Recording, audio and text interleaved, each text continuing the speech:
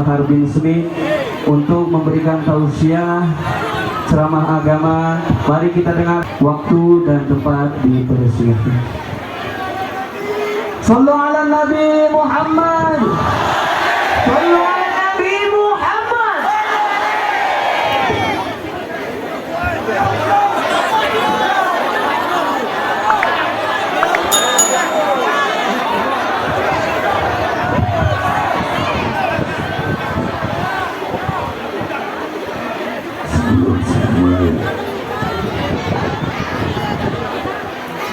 Sebelum saya mulai, saya harapkan semua jamaah jangan ada lagi. Kalau ada yang ngomong, saya pulang. Satu orang ngomong, sekarang saya pulang sekali. Ini majelis taklim, ini majelis ini bukan tempat dangdut. Saya bukan penyanyi, saya bukan pengamen yang menjadi bahan untuk tontonan, bukan. Saya datang kemari ngasih ilmu. Saya pulang dari sini langsung mau ke rumah sakit. Jadi toh saya gak lama dengarkan sedikit nasihat akan saya sampaikan.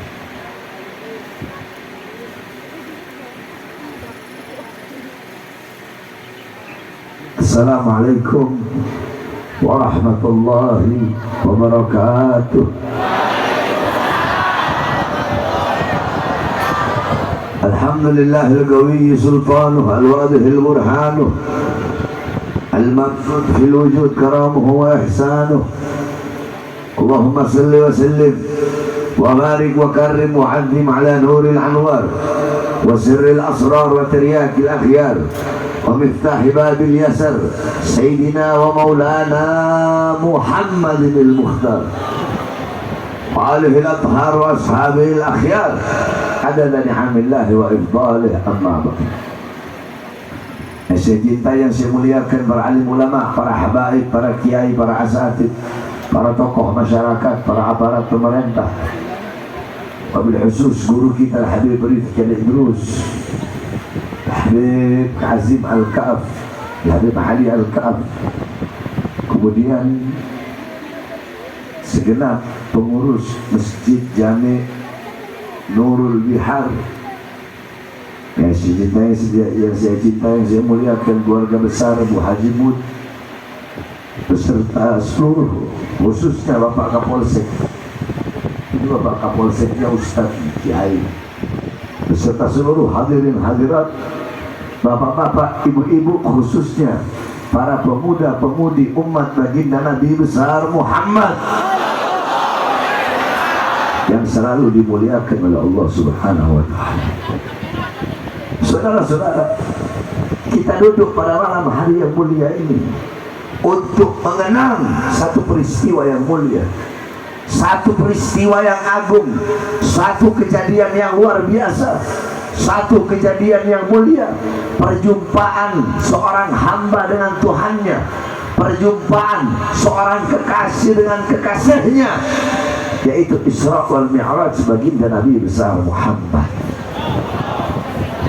Saudara-saudara, para ulama-ulama zaman dulu, beliau-beliau banyak sekali yang mengarang kitab yang menjelaskan tentang Isra Mi'raj. Perhatikan, ada kitab As-Siraj Al-Wahhaj fi Haqaiqil Mi'raj karangan Al-Imam Abu Ishaq Muhammad ibn Ibrahim An-Nu'mani Asy-Syafi'i. Ada kitab Al-Mi'raj karangan Al-Imam Abdul Karim Al-Kushairi.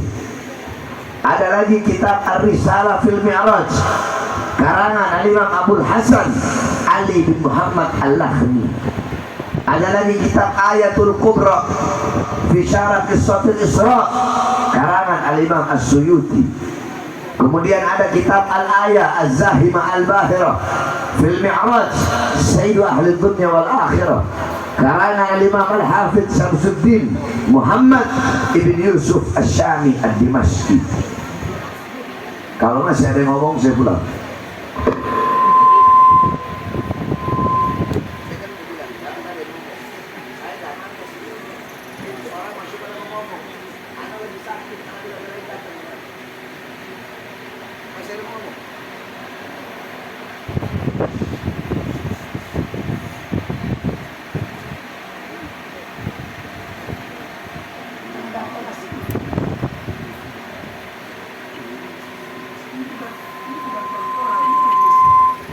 majelis taklim. Jangan kita biasakan majelis taklim itu kayak kita lagi di acara hajatan nikahan. Jangan biasakan seperti itu. Jangan Bapak Ibu. Al-Habib Al-Syekh Abu Bakar bin Salim, beliau mengatakan, barang siapa yang banyak ngomong, banyak bicara di majelis ilmu, dikhawatirkan matinya su'ul khotimah. Saya tanya Bapak Ibu, mau mati su'ul khotimah? Mau apa tidak? Maknanya dia jangan bicara. Kemudian ada kitab Al-Ayatul Al-Bayyinat Fil Mi'raj Syekh Ahlul Ardi was Samawat, karangan beliau juga Al-Hafidz Syamsuddin Muhammad ibn Yusuf Asy-Syami Ad-Dimashqi. Kemudian ada kitab As-Siraj Al-Wahhaj Fi Haqa'iq Al-Asir An-Nurul Wahhaj Fi Kisah Isra wal Mi'raj, karangan Imam Ali Zainal Abidin bin Muhammad Al-Hadi Al-Barzanji, disyarahkan oleh cucunya, diberi nama kitab Tajul Ibtihaj ala Nuril Wahhaj, karangan Al-Imam Ja'far bin Ismail Al-Barzanji. Kemudian ada lagi kitab Qissatul Mi'raj, karangan Al-Imam As-Sayyid Utsman Syafa' ibn Muhammad Syafa'. Kemudian ada lagi kitab Afdalul Manhaj fi Isbat Isra wal Mi'raj, karangan daripada Al-Imam Al-Syekh Al-Hafidh Muhammad ibn Ja'far Al-Kattani. Kemudian ada lagi kitab Dawqus Siraj fi Fadli Rajab wa Qissah Al-Mi'raj, karangan daripada Al-Imam Al-Sayyid Muhammad Amin Al-Kurdi. Kemudian ada kitab Al-Mi'raj An-Nabawiyah, karangan Syekh Hasan Asy-Syati. Kemudian ada kitab Bin Hadis Syami Mukhtasar Mi'rajus Syami, karangan Al-Imam Asy-Syaikh Yusuf bin Ismail An-Nabhani. Kemudian ada kitab Nailul Muna wal Ghaya As-Sa'ul fil Mi'raj Sayyidina Al-Mustafa Ar-Rasul, karangan Al-Imam Muhammad bin Ja'far Al-Kattani. Kemudian ada lagi kitab Qissatul Mi'raj, karangan Imam Najmuddin Al-Ghaiti. Nah, di daerah Banten atau daerah Jawa Barat, biasanya kalau bulan Rajab, pondok-pondok pesantren salaf, santri-santri salaf pasti menghatamkan kitab Qissatul Mi'raj Al-Imam Najmuddin Al-Ghaiti, atau enggak yang dihatamkan hasyiahnya, namanya kitab Hasyiah Ad-Dardir. Pernah dengar kan? Pasti kalau kiai-kiai tahu itu. Kalau bulan Rajab pasti menghatamkan kitab Hasyiah Ad-Dardir, karangan Al-Imam Ahmad Abil Barakat Ad-Dardir. Kemudian ada lagi kitab Al-Ayah Az-Zahimah, kitab Al-Anwar Al-Bahiyah fil Mi'raj Khairil Bariyah, karangan Abuya Burukani As-Sayyid Al-Habib Muhammad bin Alwi Al-Maliki Al-Hasan. Kemudian ada kitab As-Sa'ul. Kemudian ada kitab As-Sa'ul, karangan daripada Imam Muhammad bin Ahmad Ar-Rahmani Ad-Dadwani. Dan masih banyak lagi kitab-kitab para ulama yang menjelaskan tentang Isra Mi'raj. Kalian pelajari kitab-kitab tersebut, maka insya Allah kalian akan mendapatkan pemahaman yang bagus, pemahaman yang jelas tentang kejadian Isra Mi'raj. Pada kesempatan ini sedikit saja saya bahas tentang Isra Mi'raj. Anggap aja kita lagi ngaji kitab, anggap saya lagi nggak ceramah. Jadi bapak-bapak, ibu-ibu semua ikuti saya. Saya kasih pemahaman tentang Isra Mi'raj yang jelas, padat, rinci, sehingga bapak-bapak, ibu-ibu bisa tahu seperti apa sih Isra dan Mi'raj itu. Semua ikuti saya. Bismillahirrahmanirrahim. Ya keras. Bismillahirrahmanirrahim. Subhanalladzi asra bi abdihi lailan minal masjidil haram ilal masjidil aqsa. Itu ayat yang menjelaskan tentang Isra Mi'raj. Saya tanya bapak-bapak, khususnya ibu-ibu, Allah memulai ayat tersebut dengan kalimat apa? kalimat subha. Nah, para ulama mengatakan seperti Al-Imam Ibnu Jarir At-Tabari, Al-Imam Baghawi, Al-Imam An-Nasafi, Al-Imam Jalaluddin Al-Mahalli, Jalaluddin As-Suyuti, Ibnu Katsir, beliau mengatakan kalau ayat Quran ada kalimat subhana, ya, berarti itu menunjukkan bahwasanya kejadian itu, perkara itu, sesuatu itu, hal itu, atau perintah itu adalah sesuatu yang mulia, sesuatu yang luar biasa. Jadi beda ibu-ibu. Ayat Quran kalau pakai subhana dengan nggak pakai subhana itu beda. Kalau nggak pakai subhana biasa-biasa saja. Tapi kalau pakai subhana berarti maknanya luar biasa. Nah terus pengertiannya subhana itu apa sih? Ikuti saya lagi. Bismillahirrahmanirrahim. Subhana bimakna tanzih. Bimakna tanzih. Ay al-murad tanzihullah min kulli su'. Bara'ah lillah min kulli taksib. Subhana itu Bapak Ibu, tasbih subhana itu adalah mensucikan Allah dari segala kekurangan, melepaskan Allah dari segala keburukan. Nah, kenapa Allah pakai kata subhana? Karena Isra Mi'raj kejadian yang tidak masuk akal. Bagaimana mungkin perjalanan yang harusnya dilalui selama berbulan-bulan, perjalanan itu dilalui hanya sedikit daripada waktu malam. Ini kan kejadian gak masuk akal, peristiwa gak masuk akal. Nah, untuk menanamkan keyakinan dalam hati kita bahwasanya tidak ada yang mustahil bagi Allah, makanya Allah pakai kalimat subha. Paham ya?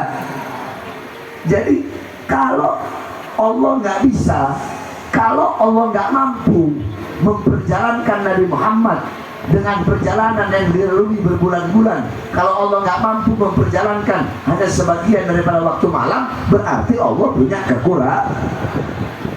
Sedangkan mustahil Allah, maha suci Allah dari segala sifat-sifat kekurangan.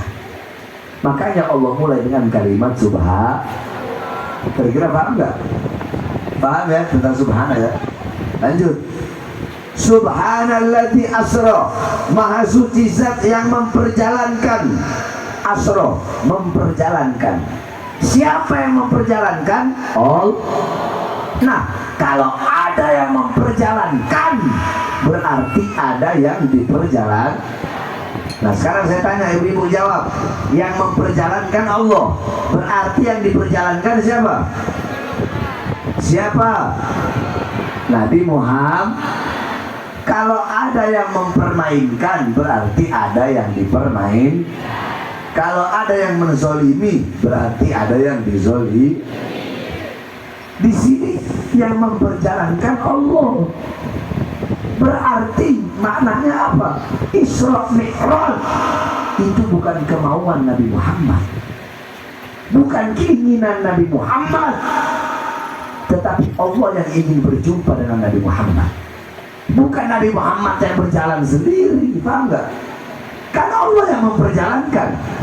Kenapa? Dua jawabannya.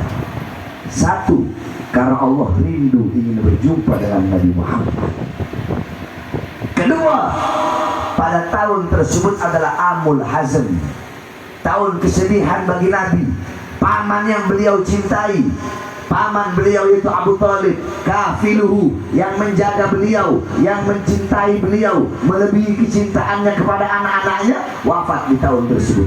Istri yang beliau cintai, Sayyidatuna Khadijah, istri yang setia, yang mengurusi beliau, yang mengorbankan seluruh hartanya untuk perjuangan Islam, sampai-sampai Siti Khadijah berkata, wahai suamiku, kalau nanti aku mati, engkau butuh uang untuk perjuangan perjuangan Islam, sedangkan aku mati, maka galilah kuburku, ambil tulang-tulangku, kemudian kau jual tulang-tulangku untuk perjuangan Islam. Dua tokoh ini, dua manusia ini wafat di tahun yang sama. Makanya tahun itu dinamakan tahun kesedih. Nah, Allah tahu kekasihnya bersedih, makanya Allah undang, Allah perjalankan untuk menghibur baginda Nabi besar Muhammad. Paham? Jelas ya? Nah, yang ketiga, subhanalladzi asra bi abdihi. Al-abd, abd itu bapak ibu, hamba yang utuh. Al-abd, hamba yang utuh. Ikuti saya. Al-abd, al-abd ay ra'a bi alatil ain, sami'a bi alatil udun, takallama bi alatil lisan, masya bi alatil rijlain, syaqa bi alatil qalb. Jadi abd, hamba di sini adalah orang yang melihat dengan alat. Jawab, melihat dengan alat, mendengar dengan alat, berbicara dengan alat, menyentuh dengan alat, berjalan dengan alat, merasa dengan alat. Apakah bisa jasad berbuat seperti itu? Nggak bisa kan? Apakah bisa ruh berbuat seperti itu? Nggak bisa kan? Berarti abd di sini adalah hamba yang utuh, jasad dan juga ruh. Sebab ada sebagian ulama berpendapat Nabi Muhammad itu Isra Mi'raj hanya ruhnya saja. Itu berdasarkan hadis riwayat Sayyidatuna Aisyah.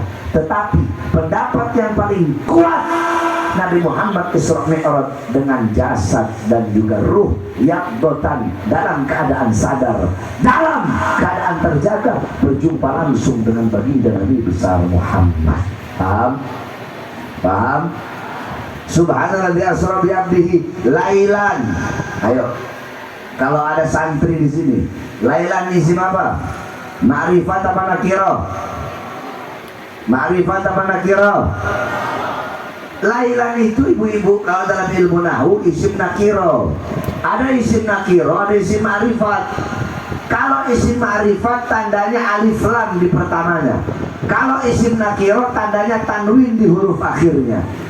Bedanya kalau isim ma'rifat itu yang telah diketahui, jelas. Kalau nakiro belum diketahui. Contoh, al-baitu, rumah itu. Kan udah jelas rumahnya, ketahuan, ya kan? Tapi kalau pakai isim nakiro, baitun, rumah, mana rumahnya? Jelas nggak? Ketahuan nggak? Nggak ketahuan kan? Al masjidu, masjid itu, ketahuan nggak masjidnya? Kelihatan nggak masjidnya? Tahu kan? Tapi kalau masjidun, masjid, mana masjid yang mana? Nama masjidnya apa? Paham? Nah, di sini pakai lailan. Lailan itu isim nakirah. Bimakna apa? Bimakna taklili muddatul isra. Maknanya penyedikitan daripada waktu malam. Kalau pakai al-laila, alif lam, al-laila, itu berarti artinya satu malam penuh. Di situ pakai lailan, berarti nggak ketahuan. Berarti Nabi Muhammad Isra Mi'raj bukan selama satu malam penuh. Bisa aja 1 detik, dalam satu malam cuma 1 detik, bisa 1 menit, bisa 1 jam. Yang penting bukan satu malam penuh, hanya sebagian daripada waktu malam. Paham? Subhanalladzi asra bi 'abdihi lailan minal masjidil haram ilal masjidil aqsa. Dari masjidil haram ke masjidil aqsa. Dari tempat yang mulia ke tempat yang mulia, dari tempat yang agung ke tempat yang agung, dari tempat yang suci ke tempat yang suci. Sebagaimana dalam hadis qala Rasul, la tusyaddur rihal illa ila 3 masajid. Tidak ada bepergian yang lebih utama selain pergi ke 3 masjid. Masjid hada, wa masjidil haram, wa masjidil aqsa. Masjid Nabawi, Masjid Haram, dan Masjidil Aqsa. Jadi ibu-ibu mau pergi kemanapun, ke masjid manapun, tempat ibadah manapun, tetap tidak bisa mengungguli 3 tempat ini, 3 masjid ini. Pertama Masjid Nabawi, kedua Masjidil Haram, ketiga Masjidil Aqsa. Nah, Nabi Muhammad Isra dari tempat yang mulia ke tempat yang mulia, dari tempat yang agung ke tempat yang agung, dari tempat yang suci ke tempat yang suci. Nah, satu hal yang ingin saya jelaskan. Banyak para ulama, para dai, para penceramah kalau menjelaskan Isra Mi'raj kan kadang dijelaskan pembelahan dada. Sering gak ibu dengar? Banyak yang berkata seperti ini. Dibelah, datang Jibril dari langit membawa cawan yang terbuat dari emas berisi air dari sorga. Ada yang bilang juga air Zam-Zam. Dibelah dada Nabi Muhammad, dibersihkan, dikeluarkan kotoran-kotorannya. Pernah dengar nggak penceramah ngomong seperti itu? Pernah apa tidak? Jawab yang keras, pernah apa tidak? Kalau ada ustaz, kalau ada kiai, kalau ada penceramah ngomong seperti itu ustaz, itu kiai, itu habib, itu ulama, goblok. Gak ngerti agama itu. Makanya saya datang kemari itu mau menjelaskan apa yang sebenarnya sesungguhnya seperti apa yang terjadi, biar ibu paham. Nabi Muhammad dadanya dibelah 3 kali, ibu. Pertama masih kecil, kedua ketika jadi Rasul, ketiga ketika Isra Mi'raj. Dibelah dada Nabi Muhammad, ya, itu yang dikeluarkan bukan kotoran. Terus apa? Rahmat, kasih sayang Nabi Muhammad untuk iblis. Nabi Muhammad ini rahmatan lil alamin. Nabi Muhammad bukan hanya rahmat untuk sesama Islam saja, betul? Bukan hanya sesama manusia saja, betul? Bukan hanya sesama makhluk saja, betul? Tetapi untuk seluruh alam semesta. Iblis termasuk makhluk tak? Nah, makanya dikeluarkan kasih sayang rahmat Nabi untuk iblis. Agar apa? Agar tidak ada celah bagi iblis untuk bisa menggoda baginda Nabi besar Muhammad. Paham? Sekarang begini, orang awam, kalau orang awam dijelaskan, dibersihkan hatinya Nabi, cukup sampai di situ penjelasannya. Berarti orang awam akan berpikir kalau dibersihkan berarti sebelumnya apa? Orang awam kan berpikir begitu. Disucikan hati Nabi berarti sebelumnya apa? Makanya kalau jelaskan yang berkaitan dengan Nabi itu yang jelas. Dibersihkan hati Nabi, disucikan hati Nabi, bukan berarti sebelumnya hati Nabi kotor. Tetapi itu namanya tajdid. Apa itu tajdid? Memperbaharui. Udah bersih, lebih dibersihkan lagi. Udah suci, lebih disucikan lagi. Contoh ibu-ibu punya wudhu, terus suci kan, bersih kan, terus wudhu lagi. Emang ada masalah? Enggak kan? Jadi ibu-ibu udah bersih, terus wudhu lagi untuk lebih membersihkan diri. Tajdid namanya, memperbaharui. Jadi jangankan hati Nabi terlalu jauh. Rasulullah ketika perang Uhud, kaki beliau pernah tertusuk panah, keluar darah. Sama Malik ibn Sinan dikecup, darahnya diminum. Kata Rasulullah, muntahkan. Tidak ya Rasulullah, aku ingin darahmu bercampur dengan darahku. Ketika diminum, kata Rasulullah apa? Haram jasadmu disentuh di neraka. Abdullah ibn Zubair pernah meminum darah bekas bekam Nabi Muhammad. Bahkan dalam riwayat, satu waktu Nabi Muhammad kencing di satu wadah. Nabi Muhammad punya wadah, beliau kencing, beliau taruh, beliau tidur. Bangun tidur, wadah itu sudah tidak ada.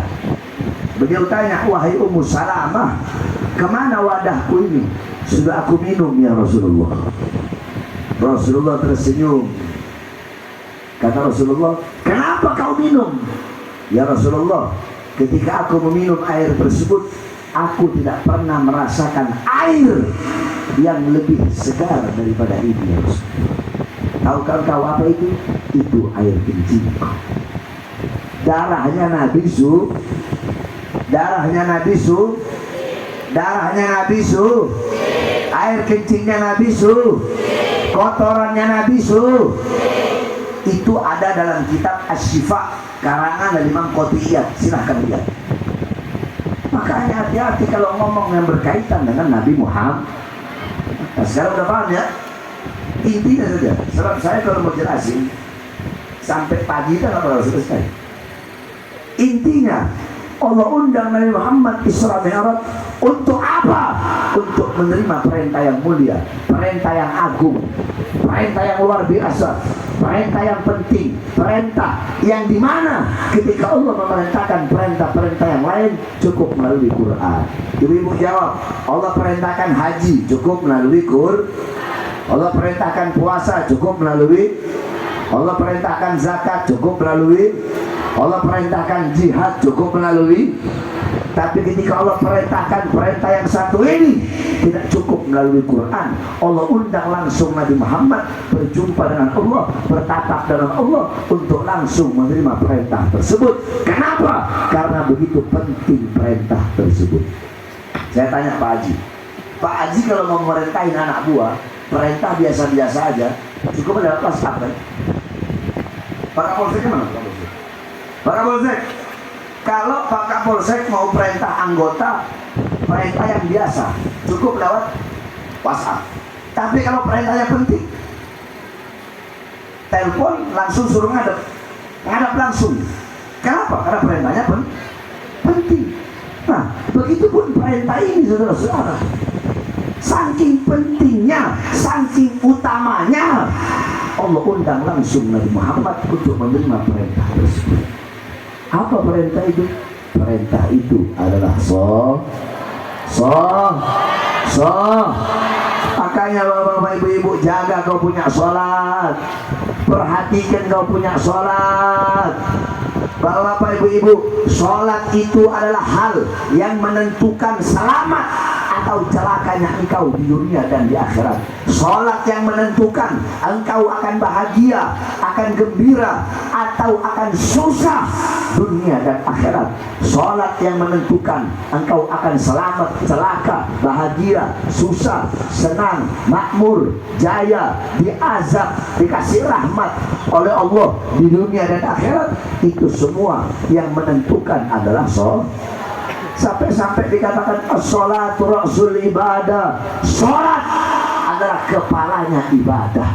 Amal ibadah yang lain itu cuma ekor, kepalanya adalah sholat. Kalau kau punya sholat baik, maka seluruh amal ibadahmu bakal baik.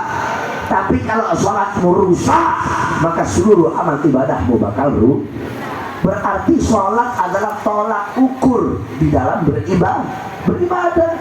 Kamu mau haji 90 kali, mau puasa sampai badan kurus tinggal tulang, mau sodako sampai harta habis, mau ibadah, mau wiritan, mau di masjid, mau baca Quran, mau ilmu tinggi sampai di langit. Tapi kalau sholatnya tidak sempurna, sholatnya buruk, maka semua amal ibadahnya nol, walaupun ibadahnya banyak. Paham?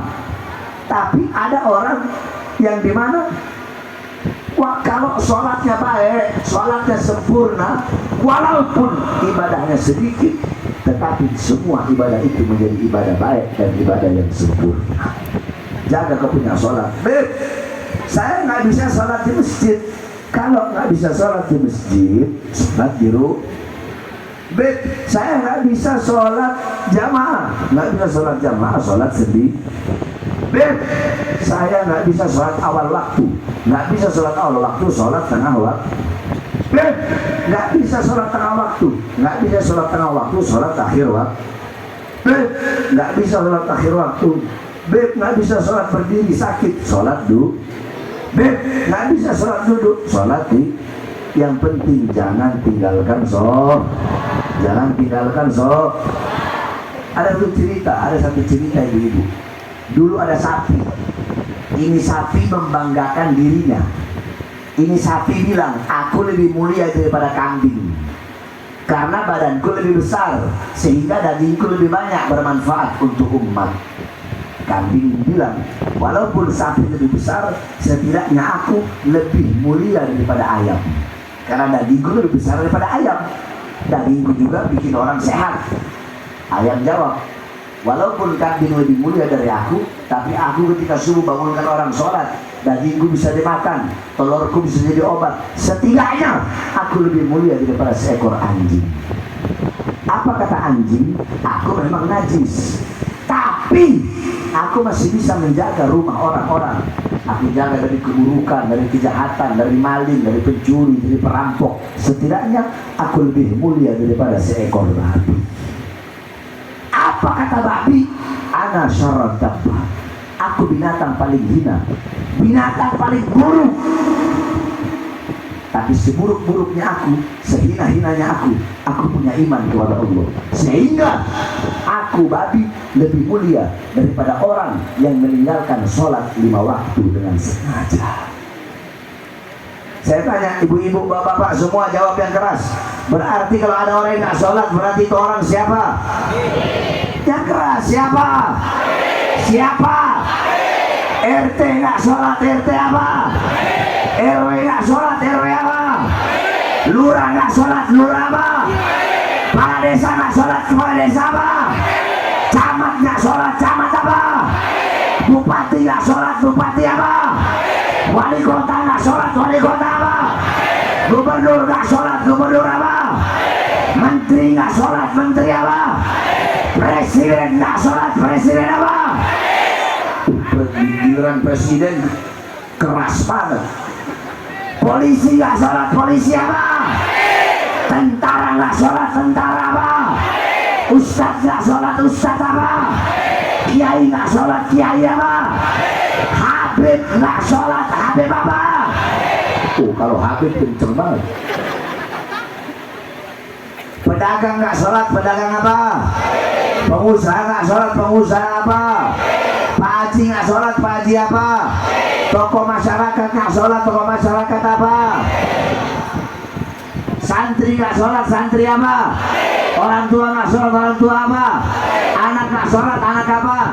Suami nggak sholat, suami apa? Istri nggak sholat, istri apa? Itu bukan babi, bukan babi, lebih babi dari Makanya jaga kau punya perhatikan kau punya khususnya para anak-anak muda. Anak-anak muda, jaga kau punya sholat, perhatikan kau punya sholat. As-sholatu imaduddin. Sholat itu tiangnya agama. Roboh atau berdirinya agama tergantung daripada sholat. Jaga kau punya sholat, perhatikan kau punya sholat. Kalian para anak-anak muda, generasi bangsa ke depan, baik buruknya bangsa, bagus urusannya bangsa negara, agama ke depan, tergantung dari anak-anak muda. Kalau anak-anak mudanya baik, taat, patuh, tunduk kepada Allah, sholat 5 waktu, baca Quran, dekat ulama, dekat dengan majelis taklim, besok negara kita bakal jadi negara yang baik, negara yang makmur, negara yang sejahtera, negara yang sentosa. Tapi kalau anak-anak mudanya maksiat, melacur, narkoba, berzina, anak-anak mudanya tidak takut kepada Allah, anak-anak mudanya buka aurat, anak-anak mudanya berbuat dosa, berbuat maksiat, besok bangsa kita bakal rusak, negara kita bakal rusak. Oleh karenanya, wasiat saya terakhir, wahai para anak-anak muda, berjuanglah kalian untuk agama, berjuanglah untuk bangsa, berjuanglah untuk negara. Jangan pernah kalian takut dengan siapapun. Sampaikan kebenaran, sampaikan kebenaran, tegakkan keadilan, sampaikan kebenaran walaupun lidahmu harus dipotong. Saudara-saudara, apa yang telah kita perjuangkan untuk Islam? Apa yang telah kita perjuangkan untuk bangsa, agama, negara ini? Apa yang telah kita korbankan? Apa yang telah kita perjuangkan? Coba kalian lihat para ulama, para habaib kita. Habib Rizik, organisasinya dibubarkan, 6 muridnya, 6 laskarnya, 6 pengawalnya wafat, dibunuh, dibantai, ditembak. Anak-anak perempuannya diungsikan ke Mekah, diungsikan, dilarikan dari tanah airnya sendiri. Beliau di masa tua kemarin di penjara. Kenapa? Saya kok masuk penjara, saudara? Saya masuk penjara 9 kali. 2009 saya masuk, 2010 kasus Mahpriu, 2011 kasus Ahmadiyah, 2012 kasus Demos, 2018 kasus Habib palsu, 2020 saya bebas. Baru bebas 2 hari saya udah ditahan, dibawa ke lapas Nusa Kambangan. Baru 2 hari bebas. Tangan saya diborgol, perut saya diborgol, kaki saya diborgol. Dari borgol tangan nyambung ke borgol perut, dari borgol perut nyambung ke borgol kaki. Bebas 2021, belum sampai 1 bulan saya masuk lagi. Baru bebas kemarin akhir 2022, sekitar 5 bulan yang lalu saya bebas. Kenapa kami keluar masuk penjara? Saya tanya, apakah kami penjahat? Jawab, saya penjahat. Kami penjahat. Kami koruptor, kami bandar narkoba, kami bandar judi, kami bandar miras, kami nolong uang rakyat, kami menyengsarakan rakyat, kami jual aset negara. Kenapa kami dipenjara, difitnah, dihina, dicaci, dimaki? Berkali-kali kami dicoba untuk dibunuh. Mobil kami berapa kali percobaan penembakan, berapa kali kami percobaan untuk diracun, berapa kali kami coba dibunuh. Kenapa? Satu jawabannya, karena kami berada di barisan paling depan, menyampaikan kebenaran, membela bangsa dan rakyat Indonesia. Ibu-ibu, saya baru bebas 2 hari. Siang saya bebas, malamnya saya ceramah. Ceramah itulah yang menyebabkan saya dibawa masuk ke Nusa Kambangan, diborgol tangan, perut, dan kaki saya. Pertanyaannya, apa isi ceramahnya? Kan begitu. Waktu itu awal-awal corona, saya ngomong, pejabat, aparat, pemerintah, di masa pandemi, di masa corona ini, rakyat, masyarakat, kalian kurung dalam rumah, tapi tidak kalian berikan kebutuhan pokoknya. Itu isi ceramah saya. Dibilang meresahkan, dibilang provokasi. Saya tanya, itu ceramah meresahkan? Provokasi.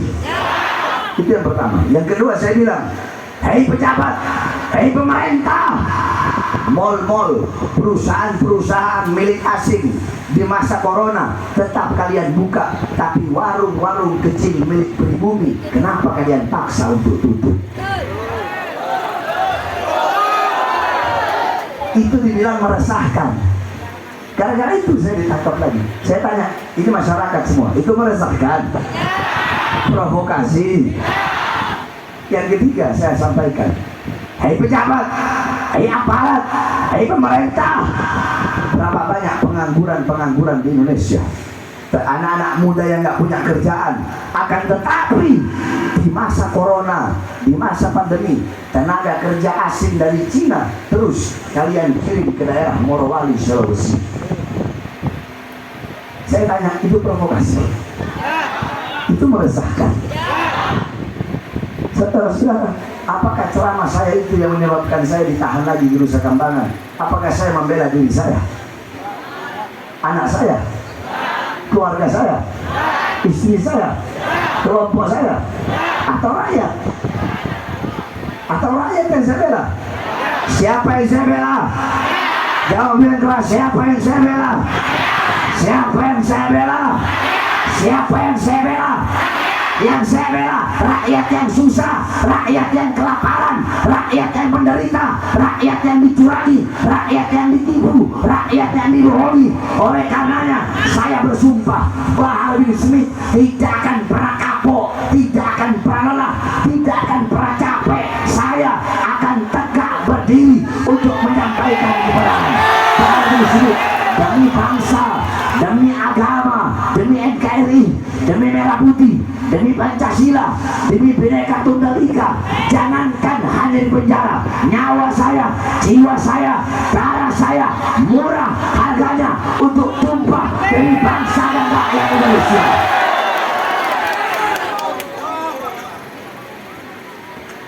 Makanya saya tanya semua hadir di sini, siap bela Indonesia, siap hancur demi Indonesia, siap binasa demi Indonesia, siap mati demi NKRI. Allahu Akbar, Allahu Akbar. Indonesia merdeka, merdeka, merdeka. Allahu Akbar.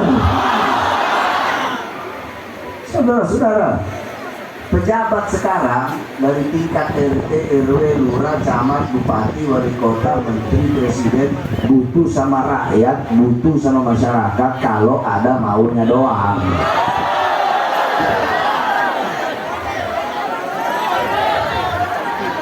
Saya berjanji memakmurkan rakyat, saya berjanji mensejahterakan rakyat, belum jadi. Pas sudah jadi yang makmur bukan rakyat, betul. Yang sejahtera bukan rakyat, betul. Yang makmur, yang sejahtera partai politik dan perutnya masing-masing. Kita, bangsa dan rakyat Indonesia menjadi budak di tanah air kita sendiri. Saya tanya ibu-ibu, BBM naik nggak? Minyak naik nggak? Kebutuhan pokok naik nggak? Nah itu yang kita lawan. Kebijakan kita tidak melawan pemerintahnya, nggak boleh. Dalam akidah Ahlussunnah wal Jamaah haram menjatuhkan pemerintah yang sah. Tapi kita memberikan kritik, kita melawan kezoliman-kezolimannya, ketidakadilannya, kebijakan-kebijakan yang tidak pro kepada rakyat, yang menyengsarakan rakyat. Itu yang kita lawan. Sehingga saya Habib Rizik, Habib Hanif kami berkali-kali masuk penjara, sedangkan para penista agama justru dilindungi, saudara-saudara. Nah, hukum seperti ini adil apa tidak? Adil apa tidak? Adil apa tidak? Makanya keadilan harus ditegak. Jadi pejabat itu jangan sombong. Mau kau jenderal kek, mau kau menteri, mau kau presiden kek, ingat, di atas presiden, di atas menteri, di atas jenderal ada kami. Siapa? Rakyat Indonesia. Betul. Saya tanya saudara-saudara, seragam mereka dari uang siapa? Dari uang siapa? Rumah dinas mereka dari siapa? Tank yang dibeli dari siapa? Senjata yang dibeli dari siapa? Makanya jangan macam-macam sama makmurkan rakyat, yang sopan sama rakyat, layani rakyat, layani masyarakat. Jadi pejabat yang baik, yang taat, datangi ulama. Makanya saya memberikan apresiasi yang sangat besar kepada Bapak Kapolsek.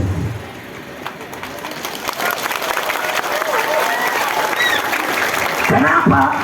Kenapa? Imam Ghazali bilang, kalau ada pejabat ya datang ke majelis taklim berjumpa dengan ulama, berarti tujuannya akhirat. Sebaliknya, kalau ada ulama datang ke istana, datang ke pejabat, tujuannya dunia. Jadi kalau bagi saya pelacur itu ada tiga. Ada pelacur yang menjual kemaluannya. Kedua, ada pelacur-pelacur berdasi.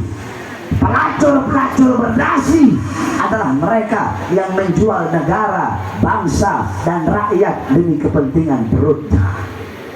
Yang ketiga, pelacur agama. Siapa pelacur agama? Mereka yang menjual agama, menjual akhirat, menjual ayat-ayat Allah, menjual hadis demi kepentingan dunia dan perutnya, keluar masuk istana dengan tujuan akhirat. Ulama dekat dengan pejabat harus, tapi untuk memberikan nasihat, untuk memberikan petunjuk, bukan malah membiarkan kezoliman-kezoliman para pejabat. Makanya kita akan mudah-mudahan Indonesia jadi negara yang makmur, sejahtera, sentosa. Pejabat ini pejabat amanah, pejabat yang adil. Ini Bapak Kapolsek harus naik pangkat, harus naik pangkat. Sebab kalau kursi-kursi kekuasaan tidak diduduki oleh orang-orang yang baik seperti beliau, maka akan diduduki oleh orang-orang yang jahat. Betul? Betul? Sekali lagi saya tanya, semuanya siap bela Islam? Yang semangat siap bela Islam, siap bela agama, siap bela Indonesia, Ketika saya bilang NKRI, jawab harga mati. NKRI, NKRI, Indonesia merdeka. Allahu Akbar. 5 menit jadi setengah jam.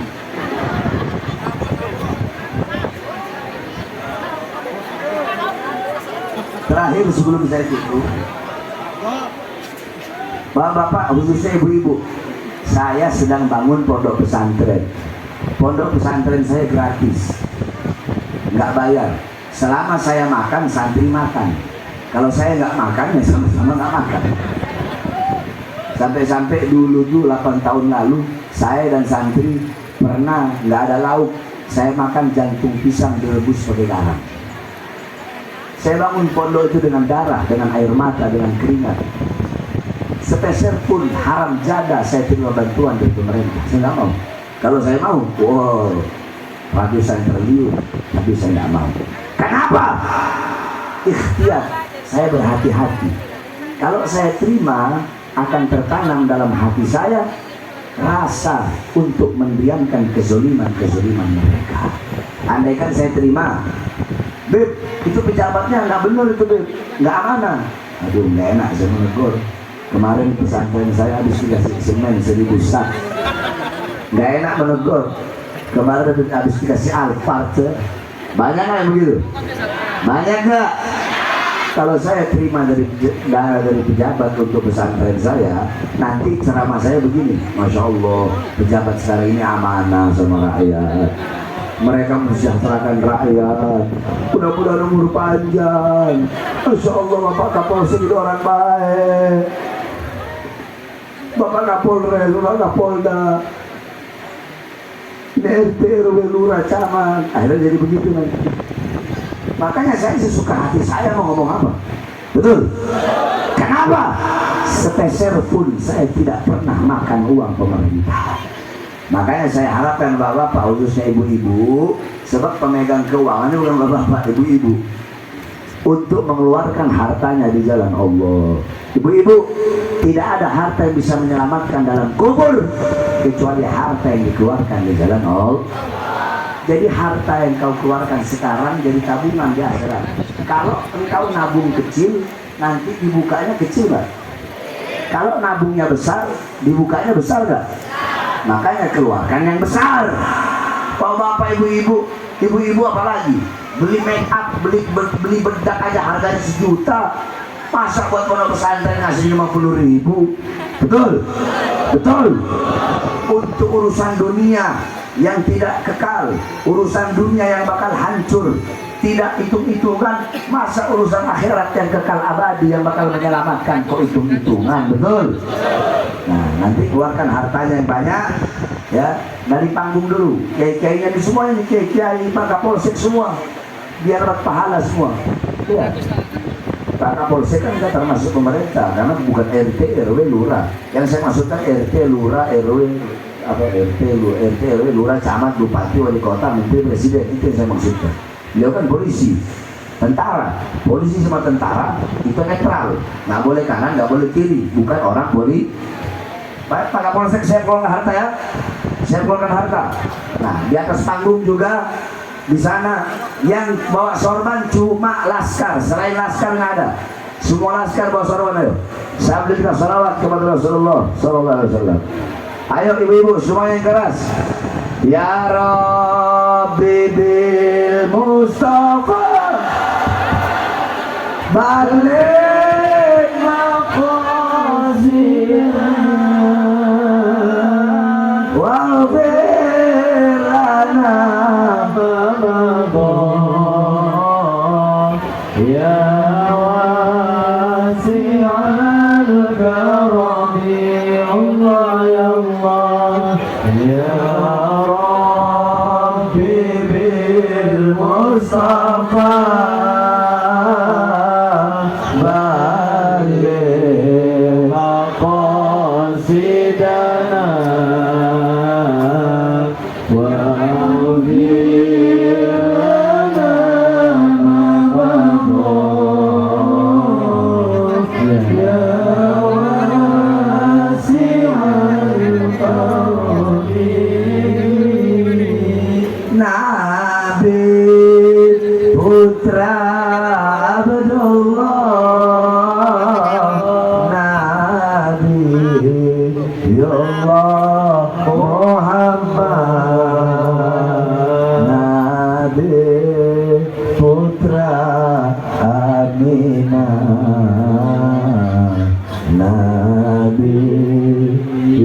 Allah Muhammad.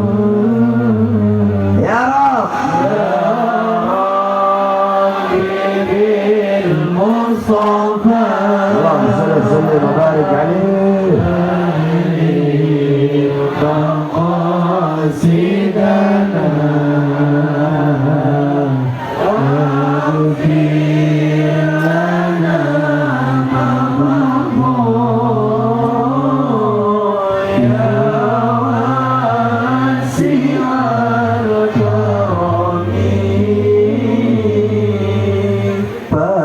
Pemimpin di dunia Nabi Allah Muhammad, pemimpin di akhirat Nabi Allah Muhammad. Ya Rabb, Mustafa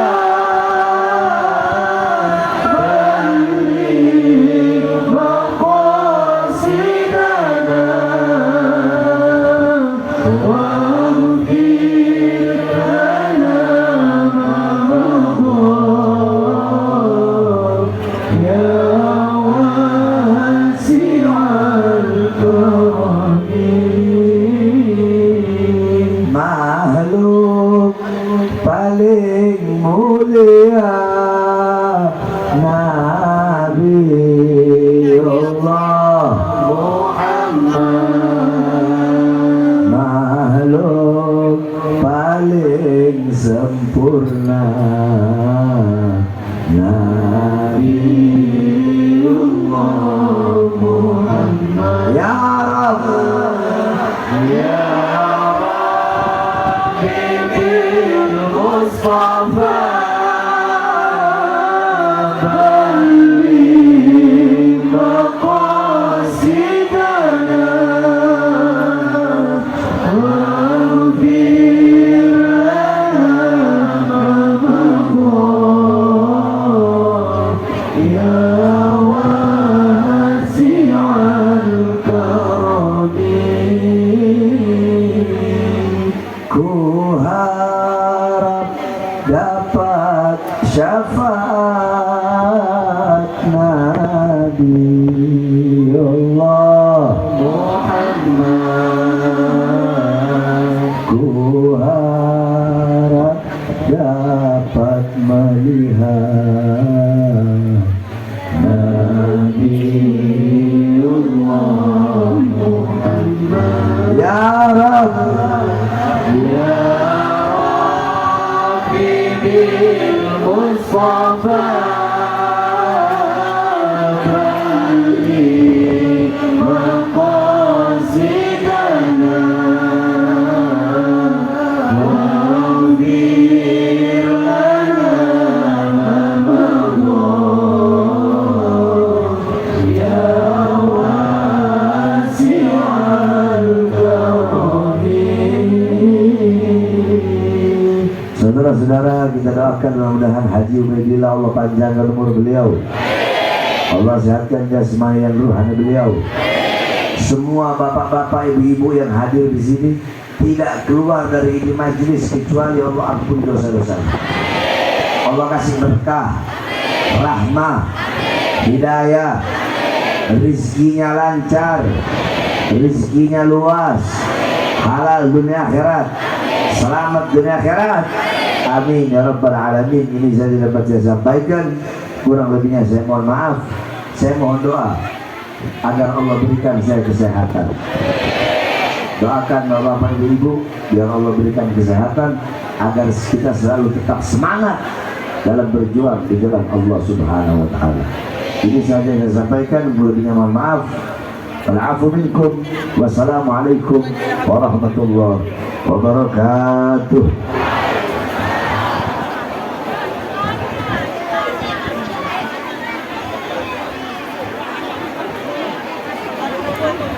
Waalaikumsalam warahmatullahi wabarakatuh.